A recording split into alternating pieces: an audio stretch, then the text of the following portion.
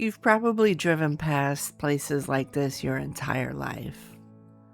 A small patch of trees beside a highway, a break in the fence line, a cluster of old oaks draped in Spanish moss. Most people never stop. Most people never know that hidden beneath those branches are generations of families, soldiers, children, pioneers, and neighbors whose stories are slowly disappearing. This is Harris Cemetery in Seville, Florida. At first glance, it looks like a small roadside cemetery. But once you step beneath the trees, you realize you're standing inside a library of lives. Some stories are still easy to read. Others are already fading. And some may soon be lost forever. Today we're walking through Harris Cemetery to learn who is remembered, who is being forgotten, and why preserving places like this matters more than ever. My first encounter with Harris Cemetery wasn't actually a visit. I spotted it while racing across West Volusia County during Bingo Passport Month. I was bouncing between museums, historic sites, and visitor centers trying to fill bingo squares and build an itinerary for Dusty and I. There wasn't time to stop, but the cemetery stayed in my mind. A week later, after the museums had closed and the roads had grown quiet, I came back. And almost immediately, I understood why it had caught my attention.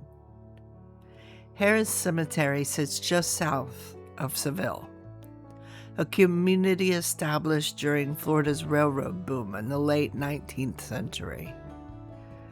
Like many rural cemeteries across Florida, it appears to have begun as a family burial ground before gradually becoming a resting place for neighbors and community members.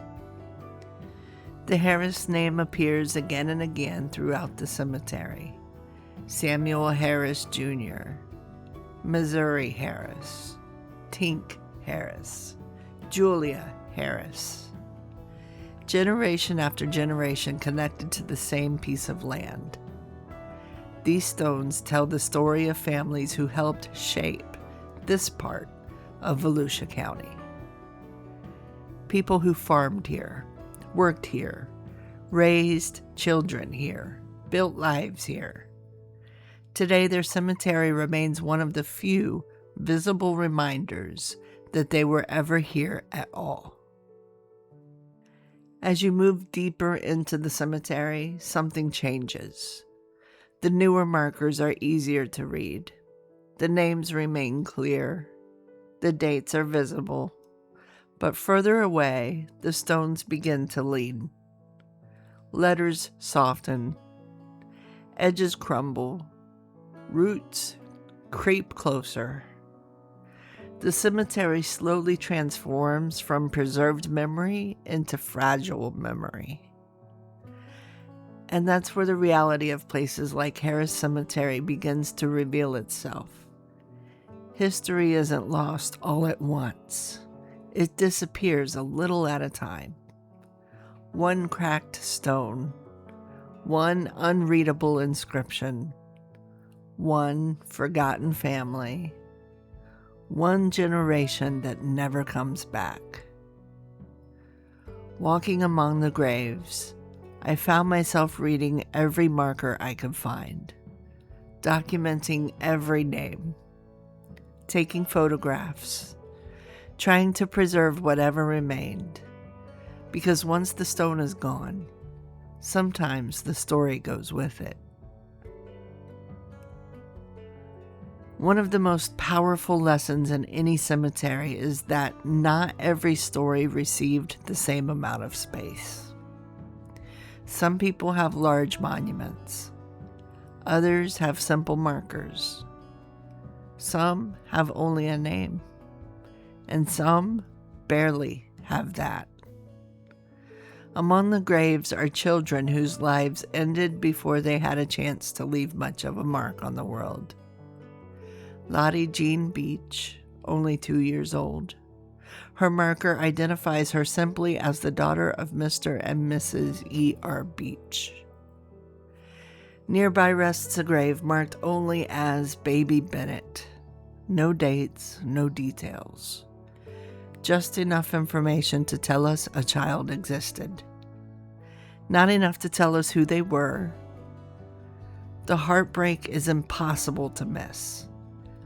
These tiny markers represent grief that never truly disappears. Parents who buried children. Families who carried loss long after the funeral ended. And while history books rarely mention them, these children were just as important as anyone else buried here. Their stories matter too.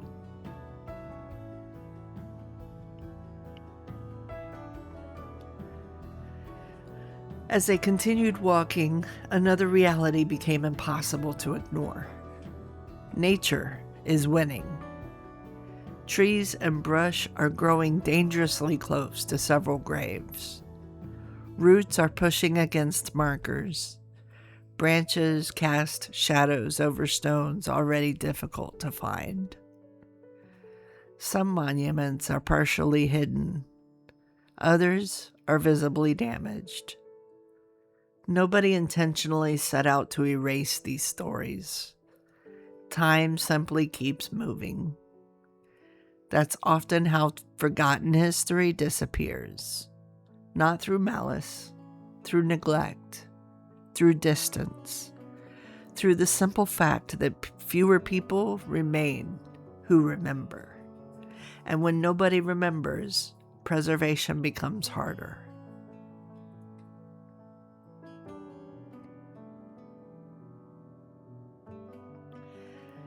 Then, among the family markers, I found a grave that immediately connected this quiet cemetery to a much larger story.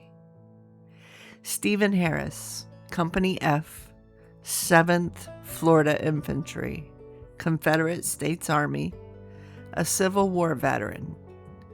It's remarkable how often major history intersects with small places.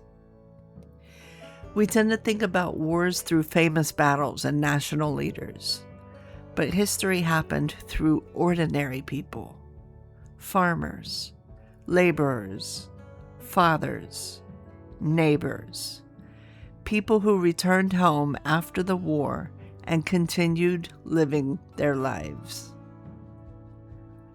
Finding Stephen Harris here reminds us that even this small cemetery beside a highway is connected to one of the defining chapters of American history.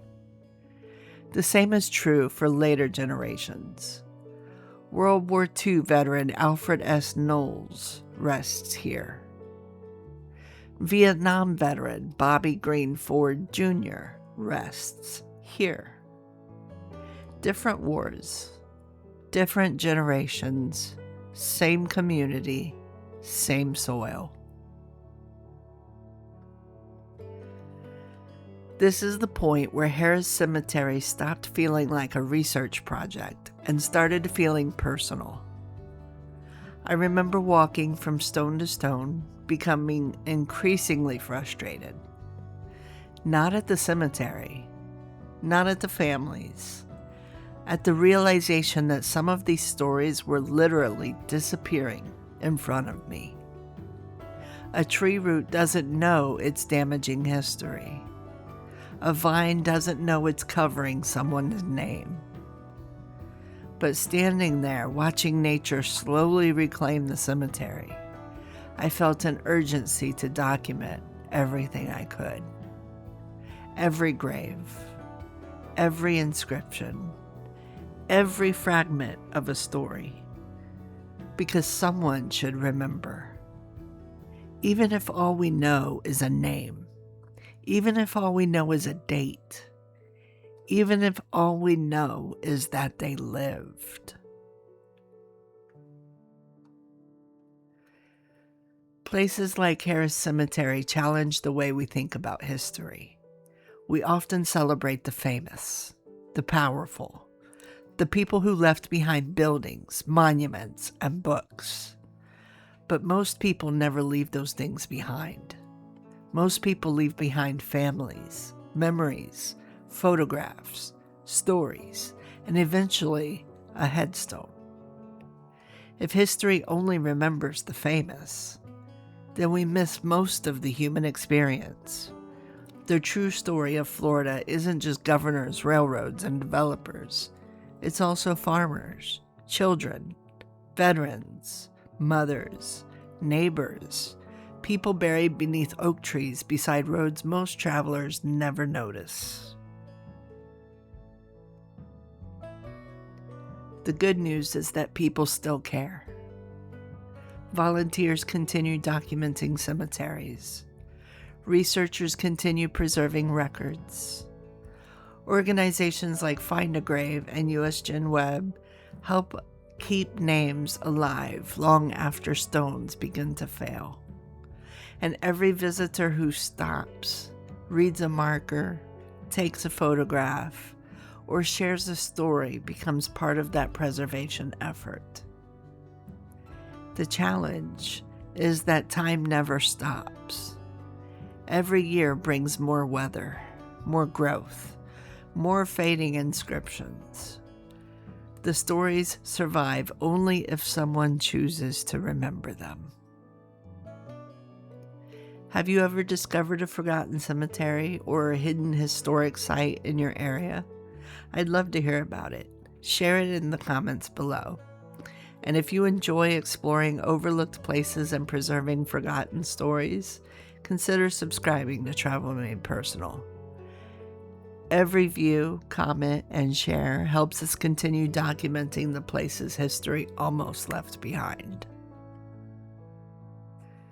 When most people pass Harris Cemetery, they see a small collection of graves beside a highway. What they don't see are the generations of lives resting beneath those trees. The soldiers, the children, the pioneers, the families. Some are remembered clearly. Others are fading. And a few are already slipping beyond the reach of memory. But for one afternoon, beneath the oaks of Seville, their stories were spoken again. And maybe that's enough, because being remembered, even briefly, is one of the most human things we can offer one another.